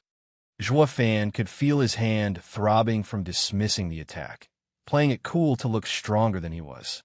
They all went to the Luo clan, meeting Luo Yunhai and the rest, discussing further in the main hall while Sword Child rested. They were all filled with joy to find Zhua Fan back among them, knowing everything would be all right as long as he was on their side. Zhua Fan, Heavenly Sovereign wants a word with you. A man appeared in the hall without anyone noticing. The steward, demonic emperor. Alt Chapter 1316, Sword Sovereign, the steward, demonic emperor, writer, star reader. You're finally here, Sword Sovereign. For a second there, I thought Heavenly Sovereign changed his mind, but we both know that if he's fixated on cleansing Heaven's will for millions of years, he's sure to stick with it for millions more. Zhua Fan grinned. Sword Sovereign blinked, finding something changed in him. The last time, he saw this man at Heavenly Sovereign's complete whim. Now, his confidence was off-putting. That means you know why I'm here. Are you going to follow with Heavenly Sovereign's wishes, or will things have to get ugly? Before that, I think you have a score to settle with Senior Cao. Zhua Fan smirked. Tai Jinshin, you're finally showing yourself. I considered you a friend. Why did you attack me? Cao's I stung at the memory of his betrayal. Loyalty stands above all else. All I can say is sorry. When you trained your path with me, you said it was a human sword path, while leaving Heavenly Sword Path behind. So, I found someone for you, one that achieved the path you trained in that cave. Patting Sword Child's shoulder, Cao taunted, Heavenly Sword Path against the human sword path, which is stronger, which is weaker. You must be eager to know the result. Go ahead, give it a try. Is it your sword path your heart created stronger, or the sword path you learned by Heavenly Sovereign's side? Sword Child held a pitch-black long sword, pointing it forward. I am a demonic sword, you a heavenly sword. Before the showdown between Dad and Sword Sovereign, we will settle our fight. Ha ha ha. There can only be one who can wield the sword path. Since we're both sword path sovereigns, our fight is inevitable. Sword Sovereign shot for Sword Child. Sword Child flew forward as well, and the two swords met thousands of times in a blink. The two pulled back and explosions cracked the sky, leaving black holes. Even the stars and sun were gone. One unleashed blinding and searing attacks with his white sword, while the other held total destruction at his fingertips through his apocalyptic sword. The landscape was changed around them from the sheer magnitude of the battle, with black and white fires spread as far as the eye could see. It was a miracle the world didn't end then and there. After the warm-up, the two went for ranged attacks, unleashing sword waves in endless amounts. But seeing as the attacks were just canceled out, they went for an old-fashioned melee, using their brawn as well as skill to dodge and attack at a moment's notice while gliding through the other's assaults. Sword Child came charging with an overhead swing, to which Sword Sovereign sidestepped, swinging his own white sword for his opponent's neck. Sword Child leaned his head back. The white sword wave taking a few strands of hair as it shot into the air, leaving a rend from one end of the horizon to the other. He used the momentum to do a roundhouse kick, forcing Sword Sovereign back, but he seemed to have forgotten that Sword Child was a sovereign weapon in body. He could unleash sword waves not just from his hands, but legs as well. It caught Sword Sovereign off guard as the black wave slammed him into his chest and buried him into some nameless mountain. Sword Sovereign came out of the rubble looking no worse for wear, with a smile on his face as he jumped back into the fray. The only ones who could perceive the constant shift of battle were the sacred beasts and Zhuo, with the Sword Kings only making out bits and pieces when they slowed down as their swords clashed for the briefest of moments. The sacred beasts looked on with worry, despite feeling for themselves the new power of Sword Child. The only reason they remained calm was because of Zhuo casual smile, as if this battle was a foregone conclusion, a mere formality to prove his insight. It baffled them what could have given him so much confidence despite the savage battle happening above them. To the others, it defied all logic, more so than the power they witnessed back in the mortal domain from the undisputed strongest man, Invincible Sword. As the incessant booms cracked the air and blasted the eardrums of the weaker Luo clansmen, some pattern began to emerge. While the thunder flame and the white power waned with time, it soon became apparent the white side was losing momentum faster than the other. After one particularly muffled bang, the two figures reappeared in the eyes of the major audience, standing far apart. While Sword Child huffed in exhaustion, Sword Sovereign was down to one knee and his lone arm bleeding. Sword Sovereign smiled. "You have won. You are now the Sword Sovereign. Why did you let me win? You had plenty of chances to finish me off. Why didn't you take them?" Sword Child looked in confusion. "You could have beaten me if you just went all out from the start." Sword Sovereign turned to CAO. "He's here." Zhuo spoke, drawing confused looks from the rest. "Sword Heart." A cold voice echoed from all around, and a golden eye appeared in the sky. "You still chose the human path." Kumpung fell back in shock. "Heavenly Sovereign? What is he doing here? I thought he can't come out because of the bewitching." "Heavenly Sovereign, I owed it to CAO from back then. I did not betray you. I only lost to the human sword path I understood before. I just knew your sword path isn't a pure heavenly sword, or else he couldn't have controlled your sovereign path all those years ago. That's why I didn't let you guide those 8 fools even with your almighty sword path. I made the right choice." Sword Sovereign shuddered and got flung into the sky, towards the eye. CAO reached him in time, grabbing his hand. "Tai Jianxin, tell me the truth. What do you mean by returning the favor? I am Heavenly Sovereign's heavenly sword. I can never betray him. All I could ever do was pass my path. It's up to heaven if he can combine the 10 paths."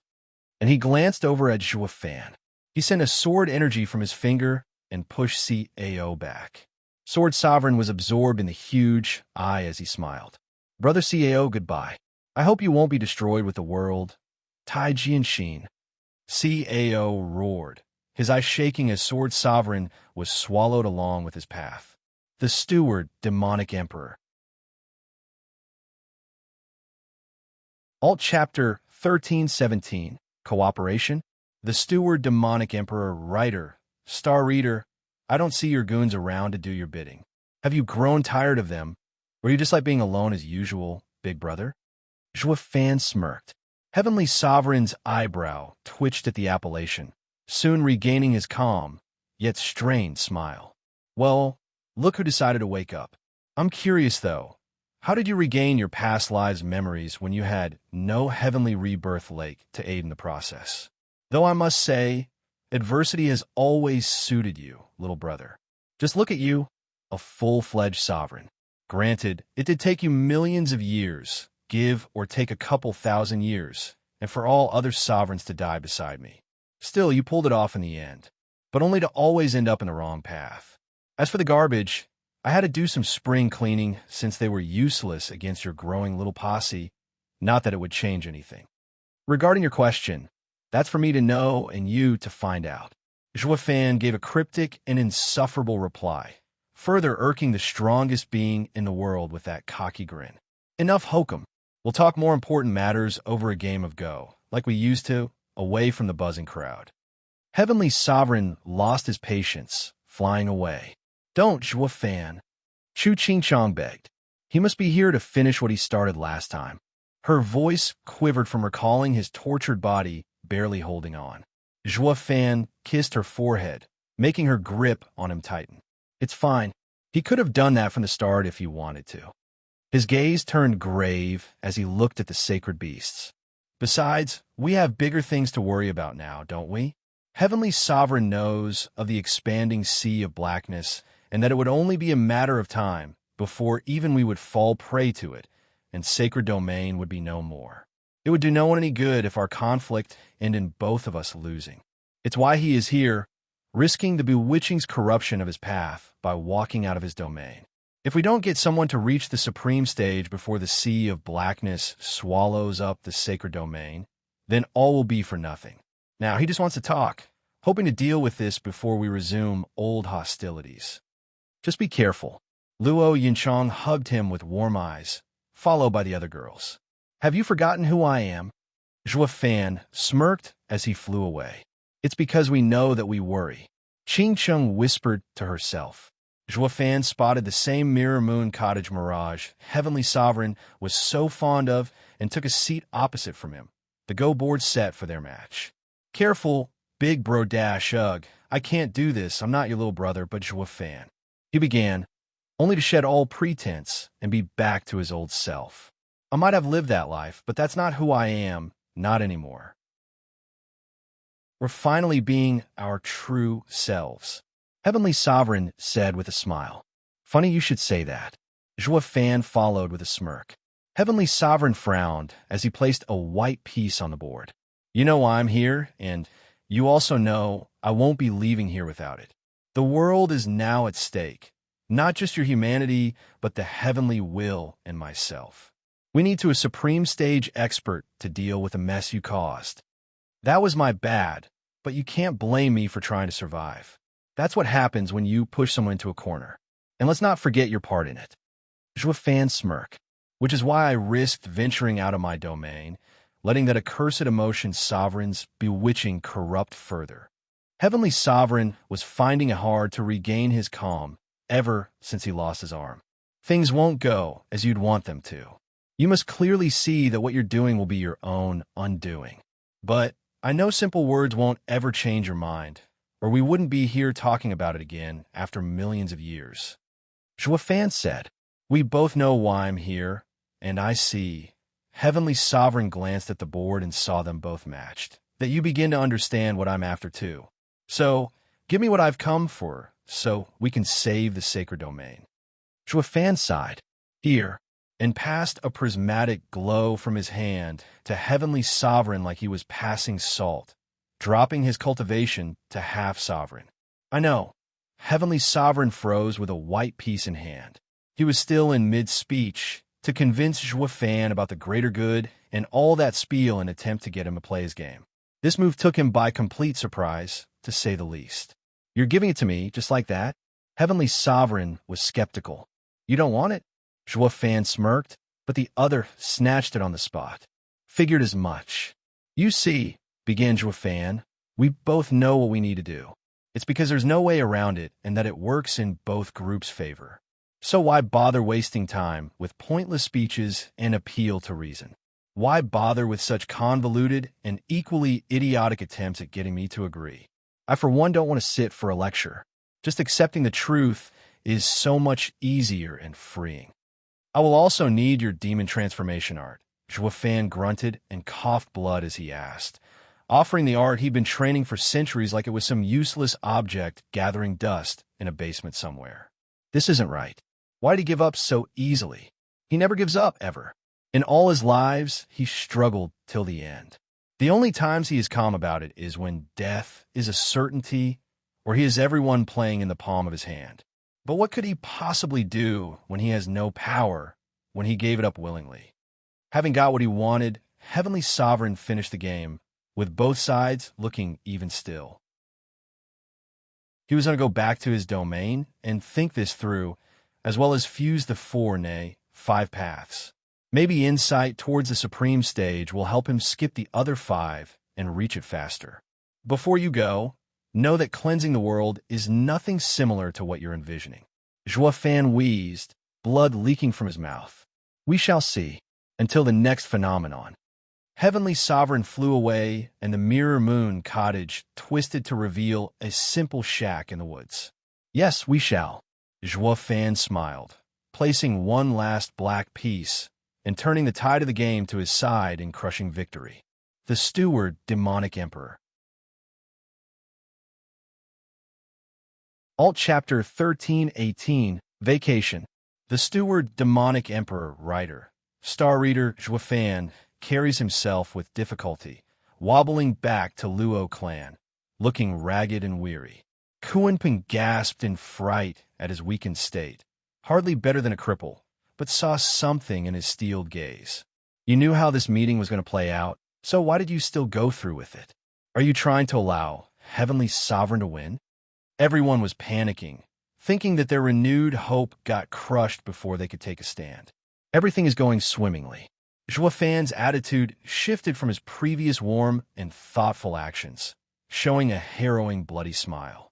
Let's get you back inside and rest for now. We'll think about this later when you're healed. You're barely standing as it is. Luo Yinchang was frantic. No, now it's time for some good OL fun. Fan grinned from ear to ear as he turned to the startled girls with some creepy hand motions any old perv would know their meaning from a mile away. This isn't the time for that. Lei Yuding, the slowest to get away, cried out in embarrassment. Aren't you supposed to be saving sacred domain from extinction? How can you do that if you're about to drop dead? She shrank, defending her sensibilities as Fan's hands inched nearer. As he was about to grab her, she closed her eyes, mortified for being seen like this by everyone she knew and worked with. Even the clan head was watching for crying out loud. Tag, you're it. Fan bopped her nose and skipped away, laughing all the while. Ugh, that insufferable punk. Lei Yuding raged, shooting after him with all she had in her anger, catching Fan easily as he was far too weak. In bed now, on the way to his room, he slipped out of his grasp, leaving the girls baffled. They all ran all over the place, trying to pin him down, while also refraining from using too much strength and worsening his condition. As minutes passed, the close calls of getting caught soon turned to never even catching a trace of him, making the girls slowly use more of their cultivation to get him. But even after 10 minutes, there was no catching him. What was baffling, he seemed to be even livelier by the second. Seeing him jumping and laughing around, the girls got into it, thinking he wasn't in that worse a state. While he was having the time of his life, one short-tempered dragon was finding it increasingly annoying, unable to take this sudden and incomprehensible shift in demeanor. Moments ago, he was sappy and corny with the girls, and now he was playing around like there was no tomorrow. And by the looks of things, there wouldn't be if things continued like this. It was no different with him unconscious or awake at this point. That's enough. He launched a fireball that Fan barely dodged it. The attack was slow on purpose. Get him, for heaven's sake. We need him to rest if we want to stand any chance at beating Heavenly Sovereign while we're still alive. At Dragon Ancestor's furious prompt, the other experts joined in to catch Fan. The Sword Kings and the Elders gave their best to catch him while also going easy not to make it worse. But it was only a repeat of his game with the girls, with Fan laughing and chuckling like a child. None could truly get a good hold of him. He just always slipped away right when they thought they had him. Stand still, you monkey. You think this is a game? Dragon Ancestor's temper got the best of him and unleashed a full-powered attack, hitting him head-on, even turning into a dragon as a result. Oh no, he realized his mistake too late. There was no sight of Zhuo Fan, even in the aftermath of leveling everything in sight. Over here, Scaly. What else did you think this is? Of course it's a game, one giant sandbox, and we're its toys. Zhuo Fan appeared lounging on the dragon's snout, giving the dragon a headache as he tried crossing his eyes to see his taunting smirk. Arg, get the hell of me. He and Zhuo Fan played cat and mouse, albeit a far more dangerous one. One slip, and he would be a goner. The others watched anxiously, picturing the worst, but their fears never came true. Now no one tried joining in, not wanting to go out in a literal blaze, glory or otherwise. Yes, of course, Dan Shin gasped, coming back from his thoughts. The world is a playground, and we are its byproducts, bound by its limits and laws.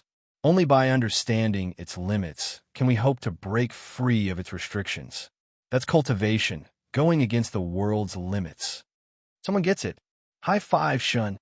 The Sword King raised a reluctant hand and felt someone tapping it, despite Zhuo Fan's voice being heard from a mile away. Got you now. And here came Dragon Ancestor's fireball, forcing everyone to scatter for their lives, with Sword Child forced into intercepting it before there would be any collateral. Dan Shun, however, sat cross-legged then and there, his power growing, as did his path, with his aura changing in a bizarre way. The sky above him was warping, as if undecided if it should strike him down or welcome him. I see. Kuanpeng surmised, having watched Zhuo Fan bounce around like a child for the better part of the day. He is actually using Child Sovereign's elusive dodging skill born from his path. He's going after another path. Can he do that? CAO asked. I thought a human can only form one path in their life. I don't know the details, but it seems like he can. Kuanpeng replied. We'll need to wait for him to stop the game before we can ask him. It's also helping him recover not just his cultivation after what Heavenly Sovereign did to him. It's beyond anything I've seen. Only when everyone grew tired did Zhuo Fan stop, declaring, It's time for a vacation. The experts groaned at his whimsical persona, not getting him at all, while the girls' mood slightly cheered up, thinking they would get some more time with him. If this was going to be their end, having the last few moments with him would be best. After all, weren't vacations usually among couples, or lovers in this case? We'll ask him after he comes back then.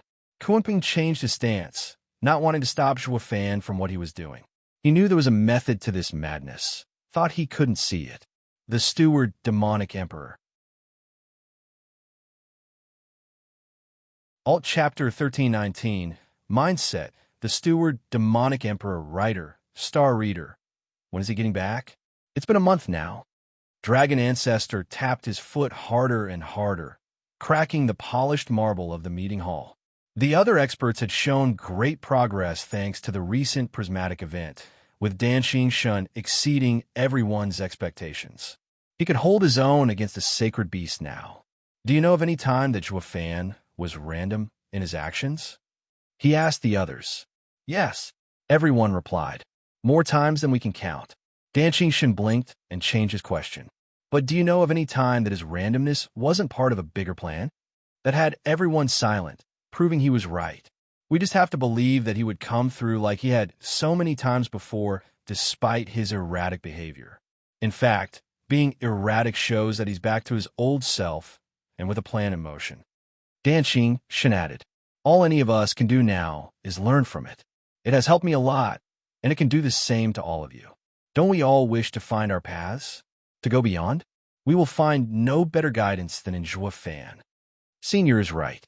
Brother Zhuo has his own challenges that we can never understand, but we can support him when he needs us most. We must look beyond what is deemed as the norm and pierce through the underlying reason. That is how I believe it will help us grow, as it did with Senior. Luo Yinhai declared. The door creaked open, and Zhuo Fan entered with the giggling girls, now much happier than ever before. Speak of the devil. Dragon Ancestor grumbled. Have you finally decided to give us the time of the day? You don't expect me to look for you at night, do you? I don't swing that way. Zhua Fan grinned, and earning a few chuckles as well as Dragon Ancestor flaring his nostrils.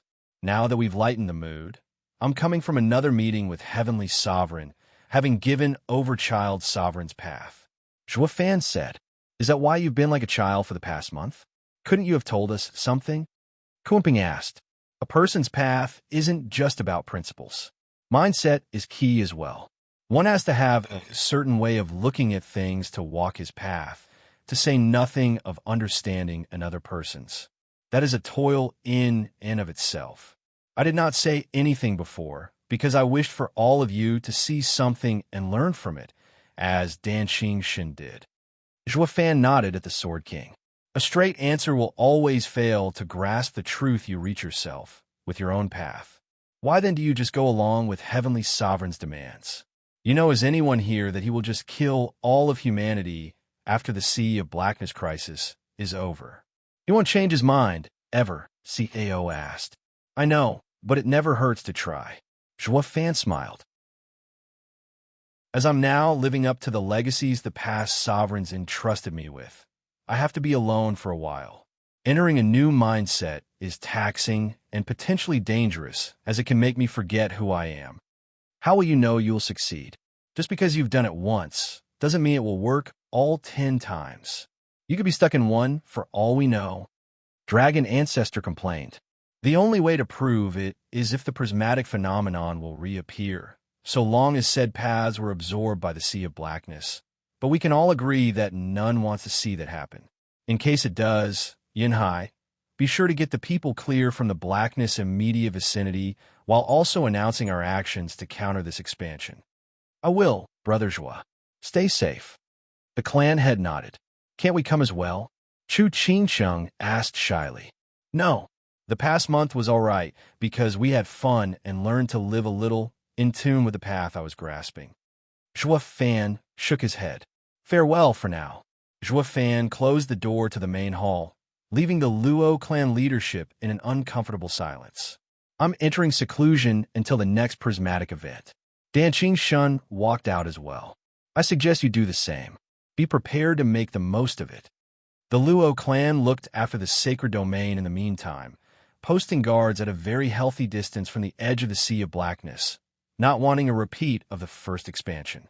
Knowing that it would grow with absolute certainty, they got the people to move from its path, assuring them that it was just a precaution and that they were dealing with it. In the case of Zhua Fan, he didn't rush to complete the sovereign paths he inherited, while he didn't tarry either. The hardest thing a man could do was change, especially if that change was fundamental. He needed to clear his mind of the previous mindset before he could jump over to the next. There was the reason there hadn't been a new sovereigns in millions of years. Yet now, he was attempting to get all 10 paths to completion in less than a year. To say it was hard was an understatement. If there was one thing that gave him assurance this was going to work, that was the true self-art he got from his master back in the scheming demonic sect. It had never failed him. The deeper he trained in it, the more he understood about himself and the world. The Steward Demonic Emperor. Alt Chapter 1320, Demonic Path, The Steward Demonic Emperor Writer. Star Reader, it was a daunting task to be sure, trying to complete 10 paths in such a short time, when even one would take ages, if not eons, on a normal basis. But, from a start, nothing about this was normal. Heavenly Sovereign's thirst for a cleansed world, whatever that meant, was a project of gargantuan size and length bound to have unforeseen and disastrous consequences. On the other hand, following the other sovereign's wishes and opposing the annihilation of the human race, as Zhua Fan knew, it was no picnic either. Fortune was with him, or misfortune. He went through highs and lows, and everything in between, with the culmination of losing Yu and Shuang. It brought about insight into the emotion path, however short-lived it was. The Child Sovereign's path came next, but even that he didn't feel like it was much of a challenge, since he liked to toy with people and twist the facts to suit his needs. All he had to do this time around was just follow his whims, while leaving anything devious, convoluted, and downright murderous out of the picture. While letting go wasn't easy by any means, having had his mind locked in his body, aware yet unable to act, helped reevaluate his situation more times than he could count. Next up on the list, while he was after the easy paths, would be the demonic path 9 serenities completed, which was now with Heavenly Sovereign. He gave the child sovereign's path over without a fuss, knowing he could achieve it again, having done so already.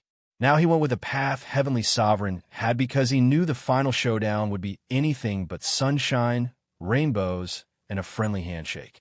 Having spent most his life walking the demonic path, he understood more than anyone that everyone had their demons, whether one was aware of them or not. Perhaps this was the basis of the righteous faction's slogan, purging evil and vanquishing demons. In times of old, the righteous cultivators had noble pursuits of conquering their own demons first and achieve their path, spreading kindness and offering help unsolicited. But as with anything given enough time, there would always be changes, in this case twisted to suit the individual's needs, turning into the mainstream hypocritical catchphrase shouted by many misguided zealots. Or maybe that was how it's ever been.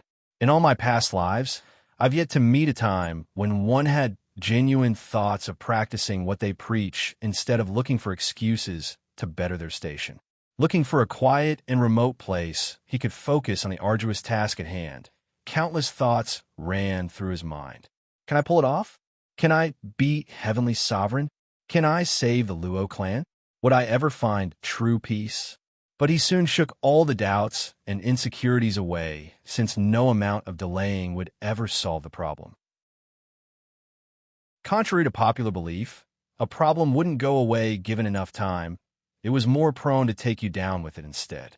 As he sat down in a cave, he found a few mountain ranges off from the Luo clan. He focused on the bits and pieces of his past lives, courtesy of the true self art. It would seem there was nothing this art couldn't do, so long as he stayed true to its practice. While his surface cultivation regressed, his other aspects had to gain from the truth he was exposed to of the world and himself. It proved to be a boon in forming the child sovereign's path as well. No matter how one looked at it, 1 month was hardly enough to complete it, which was why he relied on his past lives' memories of when he was a child, free and happy to do whatever he wanted with an innocent glee. Now, he was taking advantage of it to complete the demonic path, an insurance against Heavenly Sovereign he was sure to help soon. The demonic path was what 9 serenities completed. It was all about reading the hearts of humanity and taking in the good and the bad, while also working on removing any qualms, resistance, and disgust one might have regarding any aspects of it. It was the awareness that humans were capable of anything. They could be saints, but also monsters in disguise. The biggest help was the trials and thought processes he went through throughout his past lives, giving him a subjective and objective view of how things were. It helped him see aspects he missed, ignored, or was blinded to. Even his want to beat Heavenly Sovereign came into question. All had to be answered and understood on the base level to complete this path. The process was anything but easy, taking days and nights stuck on simple concepts like why he wanted the Luo clan and everyone he knew to survive. The answer might come easy, but knowing wasn't enough. He had to also believe it was the real reason, not just another excuse to hide some aspect of himself that he was compensating for. And this was supposed to be one of the easy paths, but it went to show that nothing was easy in life, not even being evil. It might look good on paper or when someone else did it, but it was a completely different thing following it yourself. Even if 2 people walked the demonic path, the answers they would reach at the end of it might be completely opposite. This was what made one's path as unique as it could get, despite sharing similarities with another. As he toiled in his own mind with all the knowledge he had about the subject, it all came to a head 2 months later. The result did not trigger a prismatic event, as the other 2 did. So he hasn't finished fusing he demonic path yet, good. Joshua Fangrind, the steward demonic emperor that you're tuning into the Warrior Lore YouTube channel. Don't forget to subscribe and join us on this journey to catch the most captivating stories.